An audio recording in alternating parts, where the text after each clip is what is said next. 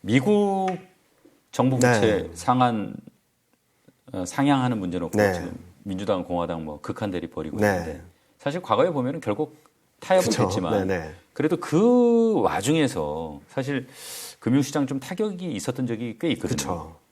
이번에도 좀 그런 우려가 좀 나오고 있습니까? 어떻습니까? 뭐 아예 없다라고 말씀드리긴 좀 어려운데 어떻게든 연장을 하든 아니면은 그 부채 한도 협상을 타결을 하든 해결은 될 것이라고 많이들 알고 있는 것 같아요. 근데 문제는 이 과정이 장기화되면 장기화될수록 단기 유동성 시장에서 그리고 한번 경험했듯이 신용 문제라든지 예. 이런 쪽으로 퍼져 나갈까봐 좀 걱정을 하는데요.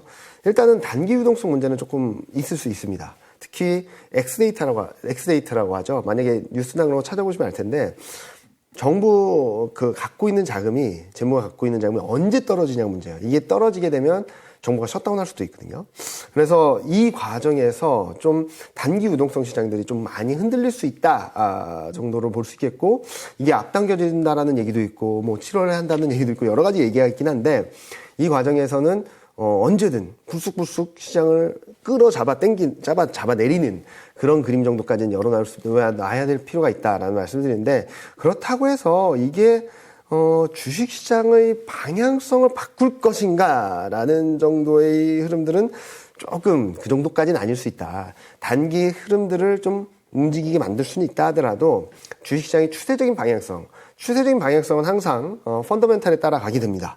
근데 앞서 말씀드렸던 것처럼 펀더멘탈의 방향성이 미국은 둔화된다 하더라도 중국, 한국, 신흥 아시아 쪽이 턴하고 있다는 측면에서 이 턴하고 있다는 방향성에 좀 더 투자 관점에 집중을 해야 될 시점이 도래하고 있다고 생각하고 있습니다. 즉 부채 한도 협상 이슈로 인해서 시장이 흔들린다면 비중을 늘려야 될 기회지 팔아야 할 이슈는 아니다라고 생각하고 있습니다.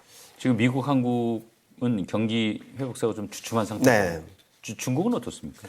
중국은 굉장히 좋죠. 그러니까 OECD 경기 선행지수만 하나만 놓고 말씀드릴게요. 일단은 중국은 바닥을 잡고 턴하기 시작해서 10개월째 경기 선행지수가 올라가고 있습니다. 예. 그리고 올라가는 폭도 계속적으로 늘어나고 있고요. 여기서 눈에 띄는 부분은 한국입니다. 한국 OECD 경기 선행지수가 23개월 만에 플러스 반전을 했거든요. 예. 굉장히 의미 있는 시그널이다라고 생각하고 있습니다. 21년 하반기부터 쭉 떨어져 왔던 그림에서 지금 23개월 만에 반전이 나왔던 거는 2년 동안의 경기 하강 사이클을 이제 마무리하고 좀 위쪽으로 바라볼 수 있는 경기가 큰 흐름에서 바닥을 턴하고 있는 과정들이 전개 중이다라는 시그널을 보여주고 있어서 저는 중국 경기와 함께 한국 경기도 좀 더 살아나고 있는 그림이다라는 말씀을 드리고 있고요. PMI는 안 좋았습니다. 아까 말씀드렸던 것처럼 제조 PMI가 예상보다 못하면서 50 밑으로 떨어졌거든요. 또 한 번. 그래서 많은 분들이 걱정을 하세요. 중국 경기 이제 꺾이는 거 아니야? 근데 저는 심리지표입니다. PMI는. 이게 너무나도 심리적으로 기대를 했기 때문에 기대감이 좀 후퇴하는 과정이다. 라는 생각을 하고 있고요. 여기 위의 그림은 중국의 분기별 GDP 성장률, 그리고 투자 지표, 산업 생산, 소매 판매 지표 흐름인데, 여기를 한번 보시면 올해 2분기까지 GDP 성장률이라든지 아니면은 소매 판매가 굉장히 좋을 거라고 나오고 있는데 산업 생산과 산업 생산 투자 지표를 보면은 올해 말까지 굉장히 괜찮거든요. 그러면 방향성에 대한 문제는 크게 없을 것 같다라고 생각하는 거고, 그래서 저는 방향성 투자하시는 분들 중국에 투자하셔도 충분히 매력적이다라는 말씀을 드리는데 1차적으로는 5월 16일 날 발표되는 실물 지표입니다. 밑에 그림 보시면 중국 증시가 4월 18일 날 꺾였거든요. 4월 18일 날 무슨 일이 있었냐면 밑에 보시는 경제지표가 발표됐습니다. 소매 판매, 산업 생산, 투자 지표. 그런데 이상하게 소매 판매가 엄청난 서프라이즈가 나왔는데 그날부터 중국 증시가 꺾이면서 내려오기 시작했거든요. 그 이유는 소매 판매 서프라이즈였지만 산업 생산은 예상보다 못했고요. 투자 지표는 1, 2월보다 증가율이 낮아졌습니다. 이게 무슨 말이냐면 통상적으로 경기가 잘 흘러가려면 소비, 생산, 투자 이 삼각고리가 잘 흘러가야 되는데 지금 소비만 쫙 올라가 있고 생산은 뒤따라가고 있는데 투자는 후퇴하고 있다는 거죠. 이런 그림들이 나타나면서 시장이 불안감들을 키웠기 때문에 5월 16일 날 발표되는 또 한 번 소매 판매 산업생산 고정자산 투자 지표가 우상향하는 그림들을 이어가고 있다라는 확신을 주게 된다면 시장은 좀 더 편하게 흘러갈 수 있다고 생각하고 있고요. 만약에 산업 생산까지 좀 꺾인다라고 하면은 조금은 시간이 필요하지 않을까라는 예상을 하고 있습니다. 자, 이제 중국 경기가 나름대로 그나마 이제 상대적으로 선방 중인데 네. 그럼에도 불구하고 우리 무역 수지는 지금 14개월 연속 적자란 말이에요. 네. 우리 경제 구조가 결국은 수출 주도형 경제인데 네. 야, 이게 뭐 돌아설 때 된 거 아닌가요? 돌아설 때가 됐죠. 그리고 제가 4월 말에 가장 걱정했던 게 한중 관계가 악화되면서 조금씩 나아질 것 같았던 수출에 타격을 다시 한번 주는 것이 아닌가라는 걱정을 했거든요. 그래서 수출 데이터, 대중국 수출 금액을 좀 잘라서 봤습니다. 1월부터 매월 한 달 동안의 일평균 수출 금액, 그리고 20일까지 일평균 수출 금액, 그리고 말일까지 일평균 수출 금액을 봤더니 다행히 4월 21일부터 4월 30일까지 수출 금액이 20일, 그 전 20일 동안의 일평균 수출 금액보다 높았어요. 그러니까 아직까지 경제적인 타격은 크지 않다라고 생각을 하는데, 저는 중국 경기가 조금씩 좋아지면서, 한국도 나아질 수 있다라고 생각을 합니다. 최대 무역 수지 흑자국에서 적자국으로 전환되긴 했는데, 여러 가지 이유들이 있겠죠. 뭐, 반도체 수출이 워낙 안 좋았던 것도 있고, 관계도 좀 악화된 것도 있고. 그래서 밑에 그림 보시면 중국 수입 증가율에서 가장 안 좋은 나라가 한국하고 대만이에요. 네. 요게 좀 풀리면은 좀 시장이 좋아질 거라고 생각을 하는데, 이번에 4월 21일부터 말일까지 수출 금액에서 보신 것처럼, 그리고 앞서 보여드렸던 소비와 생산과 그리고 투자, 이 삼각고리가 불균형하게 움직인다는 점들에 있어서 저는 한국이 중국 의존도가 높은 만큼 중국도 일부 한국 의존도가 높은 품목들에 대해서는 조금씩 살아나지 않을까라는 말씀을 드리고 있고요. 그런 차원에서 이번 4월 수출은, 일평균 수출 증가율을 봤을 때는 좀 올라온 그림, 중국도 좀 올라온 그림, 다만 좀 아쉬운 것은 반도체 수출이 계절성 때문에 아직까지는 좀 회복되는 모습들을 뚜렷하게 보여주지 않고 있다는 그림들이 조금 부진하지만 최악의 상황을 지나가고 있고, 아마 5월, 6월 지나면서는 방향성이 마이너스이긴 하겠지만 마이너스 폭이 크게 줄어들고 무역수지 적자 폭도 줄어들면서 한국 금융시장, 특히 외환시장과 주식시장에는 좀 더 긍정적인 흐름들이, 방향성이 만들어지지 않을까라는 예상을 하고 있습니다. 잠깐 말씀하셨지만 역시 관건은 반도체 아닐까 싶은데. 네, 그렇죠. 지금 반도체 턴 어라운드 곧 할 걸로 보십니까? 저희는 최악의 시간을 지나가고 있다, 또는 여기서 더 나빠지기보다 시간을 두고 바라본다면 방향성 위쪽으로 간다라는 말씀을 드리는데요. 컨센서스를 보면은, 그리고 저희 애널리스트의 전망치를 본다 하더라도 1분기와 2분기는 거의 비슷한 실적이 나올 것 같습니다. 자, 그런데 1분기가 저점일지, 2분기가 저점일지, 어떤 게 나은지는 모르긴 하겠지만, 모를 수 있지만, 자, 지금 5월입니다, 벌써. 4월, 5월, 6월. 이제, 2분기 절반이 지나고 있다는 거죠. 예. 이렇게 본다면, 1분기와 2분기가 플랫하다 하더라도, 비슷하다고 하더라도, 지금은 최악의 상황을 지나고 있는 거지, 더 나빠지는 그림은 아니거든요. 그래서 3분기, 4분기, 분명히 개선되는 그림들을 예상을 하고 있고, 이 가능성이 열린 것은 감산으로 인한 수요와 공급 간의 불균형 구간이 들어갈 수 있다는 점들을 좀 주목해서 보시면 좋을 것 같고요. 자, 제가 계속적으로 말씀드린 건 앞서 리스크 지표나 이런 것들이 좀 불안정해서 변동성이 있을 수 있다는 말씀드리고 있지만, 계속적으로 강조드리는 것은 방향성이 바뀌고 있다는 그림이거든요. 밑에 그림을 보시면 일단 파란색이 삼성전자입니다. 보시면은 20년 3월, 그러니까 20년 1분기 실적을 저점으로 21년 3분기까지 실적이 계속 올라갔습니다. 주가는 괜찮았고요. 네. 반대로 21년 3분기부터 최근까지 실적 전망은 쭉 내려왔죠. 방향성이 아래였습니다. 근데 올해 2분기를 지난 이후의 흐름을 보면은 방향성이 위쪽으로 만들어진다는 거거든요. 그래서 저도 21년 10월 달부터 계속 시장 안 좋다, 반등시 매도만 말씀드렸는데, 이 방향성 전환 시점이 도래하고 있고 지나가고 있기 때문에 저는 현재 시점부터는, 그리고 3월 달부터는 계속적으로 조정시 매수 전략 계속적으로 강조드리고 있습니다. 주가는 뭐 장기적으로 기업 이익이 네. 결정한다. 주식시장의 가장 기본 명제인데 맞습니다. 지금 기업 이익하고 밸류에이션 네. 이거 어떻게 나타나고 있어요? 일단은 기업 이익은 앞서 보여드렸던 수출 데이터만 본다 하더라도 올라가는 그림이에요, 앞으로는. 그래서, 요 금액 기준 수출을 본다 하더라도, 그리고 수출의 전년 대비 증가를 본다 하더라도, 앞으로 기업 이익은 위쪽으로 레벨도 올라가고 모멘텀도 강해지는 그런 구간으로 진입한다라는 말씀을 드릴 수 있겠고요. 그렇게 되면 뭐가 변할까? 앞서 말씀드렸던 것처럼 12개월 선행 EPS라든지 12개월 선행 순이익이라든지 이런 것들이 위쪽으로 방향성을 잡아가면서 증시가 그동안에는 그러니까 21년 뭐 3분기부터 계속 떨어져 왔던 이익, 떨어져 왔던 수출 그런 흐름들이 이제 바뀌고 있다는 측면에서 방향성이 위쪽으로 잡아가고 있다라는 흐름, 펀더멘탈이 방향성이 바뀌고 있다라는 것들이 좀 더 명확해지는 시점이 도래하고 있다고 생각하고 있습니다. 물론 이 과정에서 많이 앞서가거나 밸류에이션이 비싸지면 좀 쉬어갈 수도 있겠지만 지금 시점 흐름에서의 방향성 자체는 충분히 매력적인 구간으로 들어가고 있다라는 말씀을 드리고 있고요. 그렇게 되면 이익 전망이 올라오면 뭐가 좋냐? 밸류에이션 부담이 빨리 이렇게 떨어집니다. 예. 이번에도 마찬가지죠. 코스피가 2,500선을 등락을 보이고 있는데 지금 밸류에이션은 12.75배 수준까지 떨어졌습니다. 12.75배라고 한다면 코스피가 2,500 돌파 시도했던 수준보다 낮아지고 있다는 거거든요. 왜? 이익이 올라오니까. 예. 이익이 올라오면 올라올수록 밸류에이션 부담을 떨어뜨리고 이익 방향성에 베팅하는 투자가 좀 더 매력적이지 않을까, 좀 더 유효하지 않을까라는 말씀 드리고 싶습니다. 심지어는 대공황적 위기가 온다. 네. 주식 다 팔아라. 네. 이런 식으로 이제 공포감을 조성하시는 분들도 계시더라고요. 네. 팀장님은 스팬을 좀 넓혀서 네. 올해 내년 정도까지 증시가 어떨 걸로 보세요?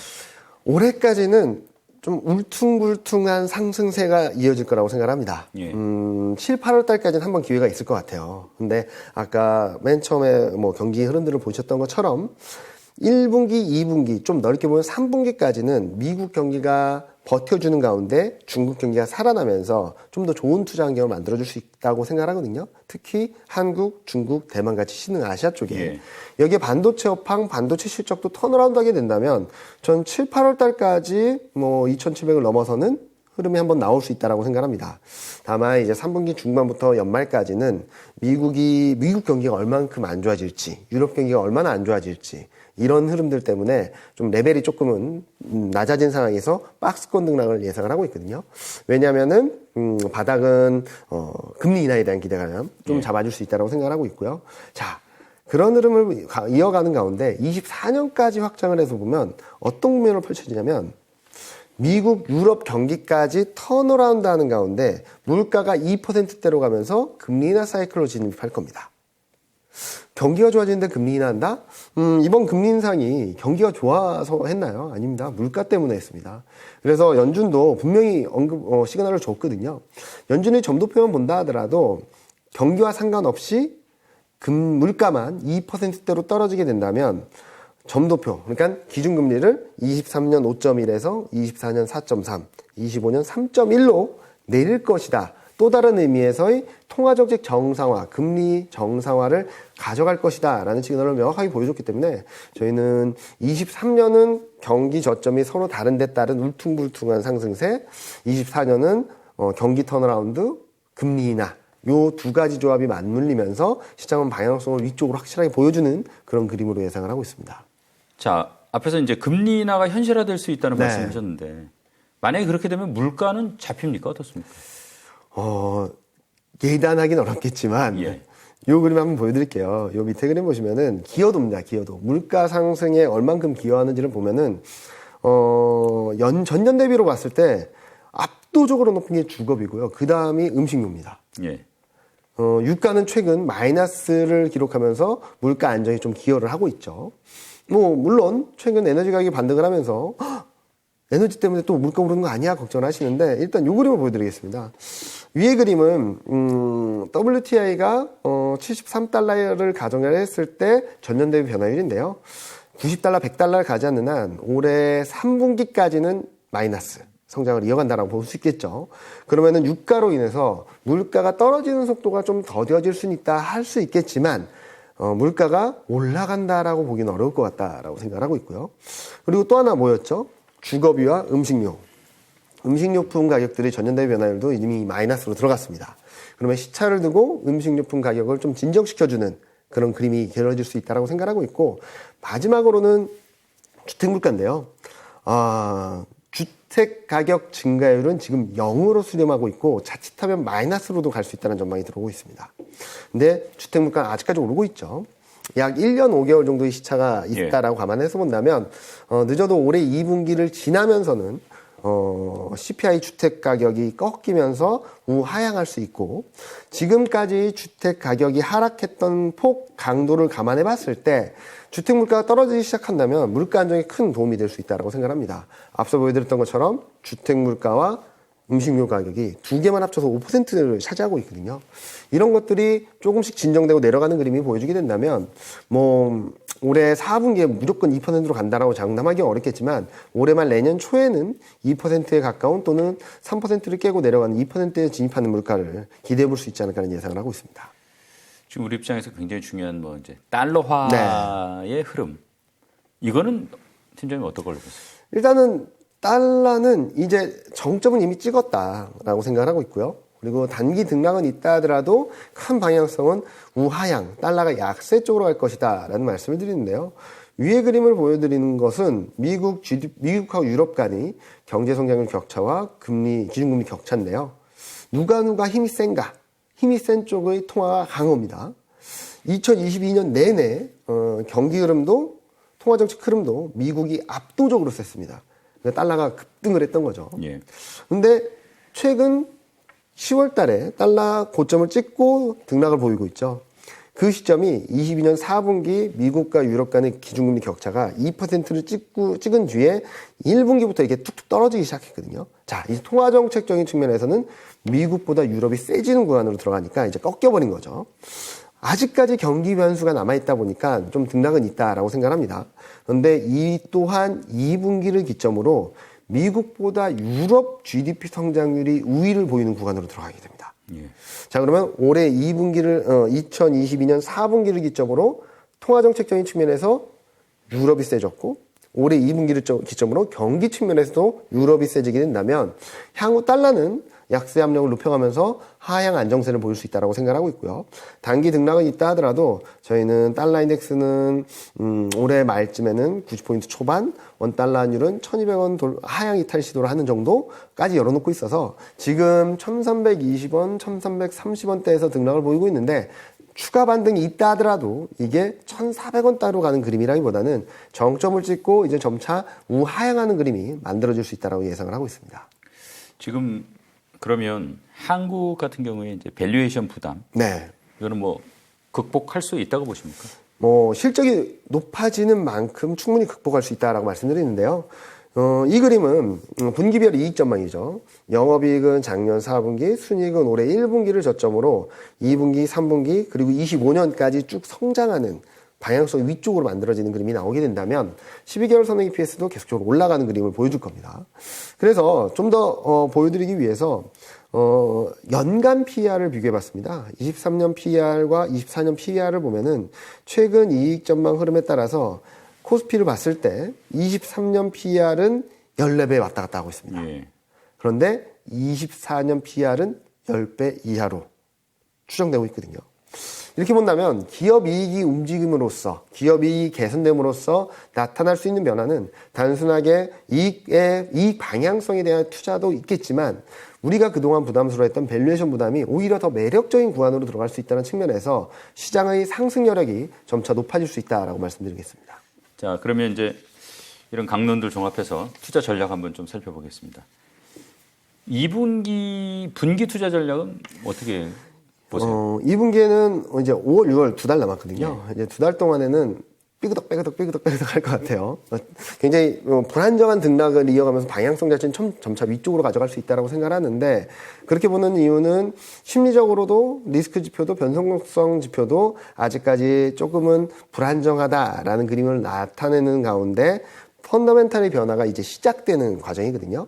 그래서 펀더멘탈 변화와 심리적 불안, 리스크 지표의 흔들림, 여기에 부채 한도 협상이라든지 이런 변수가 들어오면서 올라갔다 내려갔다는 하겠지만 점차 하단과 상단이 높아지는 그림이 나타나고 이제 7, 8월 달 정도에는 좀 레벨업 되는 그림이 나타나지 않을까라는 생각을 하고 있습니다.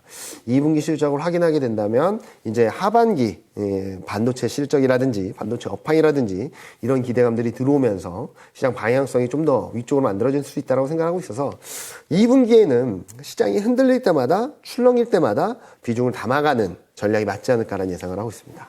이제 지금 보면 큰 섹터가 결국은 2차 전지, 반도체, 네. 자동차 뭐 이 정도만 볼 수 있을 것 같은데 최근 뭐 조정받고 있습니다만은 2차 전지가 하여간 올해 참 좋았어요. 네.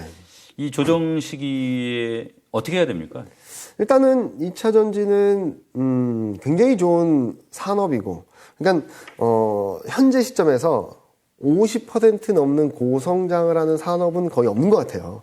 전기차든 아니면 2차 전지든. 그런데 지금 문제는 단기적으로 좀 과하게 올랐다라는 거죠. 중국보다 거의 100% 가까운 프리미엄을 받고 있고, 이 프리미엄이 시간이 가면 갈수록 좁혀질 수 있다는 전망이 들어오는 상황에서 올해 이익 전망은 그렇게 좋지 않습니다. 지금 얘기하고 좀 긍정적인 그림들이 25년 이후의 그림이라서 저는 지금 시점에서 더 적극적으로 살까? 저는 충분히 가격 조정이 있은 뒤에 사도 늦지 않는다라는 말씀을 드리겠고요. 조정 시 매수 전략은 충분히 가능하다라고 생각합니다. 그렇지만 아직은 너무 뜨겁다. 뜨거울 때는 조금 한켠 물러서서 이 업종이 식을 때까지 좀 기다리는 게 맞지 않을까라는 예상을 하고 있고, 실적 전망 추이만 놓고 본다면 저는 소재업체보다는 셀업체, 좀 대형 기업들이 조금 더 매력적이고, 아마 IRA 법안의 수혜라든지 이런 것들을 볼 수 있는 업체들을 좀 더 선정을 한다면 2차 전지 안에서도 다 같이 좋은 거라기보다는 워낙 급등했던 소재업체는 좀 쉬어가는 가운데 셀업체들이 조금 상대적으로 안정적인 흐름들을 보여주지 않을까라는 예상을 하고 있습니다.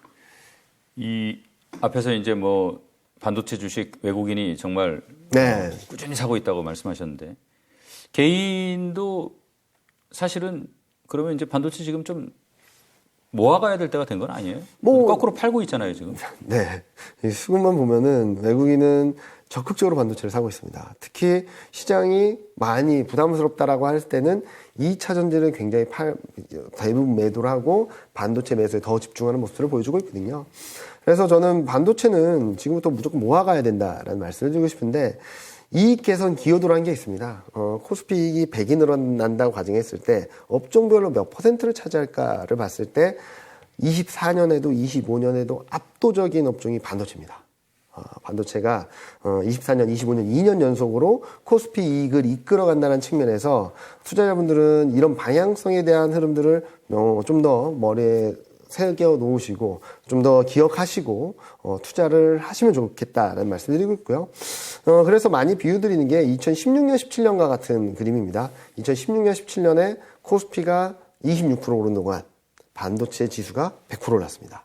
이런 흐름들이 재현될 수 있다는 측면에서 저는 지금부터는 반도체를 꾸준히 모아가자라는 말씀을 드리고 싶습니다. 올해 보면 이제 사실은 자동차가 반도체 네. 빈자리를 메꾸면서 이제 효자 노릇을 했는데 네. 자동차 업종 주식 향후 전망은 어떻게 돼요? 자동차는 올해도 좋긴 하지만 내년이 좀 더 좋을 것 같거든요. 그래요? 이익 개선 기여도를 다시 한번 보시면 자동차는 올해 이익 개선 기여도가 한 7, 8위 정도로 밀려나 있어요. 그런데 내년으로 가면은 한 4위 정도로 다시 올라오거든요. 그래서 올해 자동차 업종은 올해는 따라가는 전략보다는 흔들릴 때마다 좀씩 비중을 다시 늘려가는 전략이 맞다라고 생각하고 있고요. 특히 올해 하반기에는 미국하고 유럽 경기가 좀 안 좋을 수 있다라고 생각하거든요. 그렇게 본다면 자동차는 서둘러서 사기보다는 천천히 모아간다. 반도체는 2분기에 좀 더 적극적으로 사자라는 말씀을 드리고 싶습니다. 자, 그러면 그 외의 업종 뭐 투자는 어떻게 하는 게 좋을 걸로 보세요? 일단은 아직 덜 오른 업종 중에서도 긍정적인 변화들이 가시화되는 것들이 무엇일까를 찾아보는 게 좀 맞을 것 같다고 생각하는데요. 현재까지 올해 내내 1분기로 따지면은 너무 많은 업종이 마이너스였고요. 4월 달까지 따져보면은 여전히 저평가되어 있는 업종들이 많죠.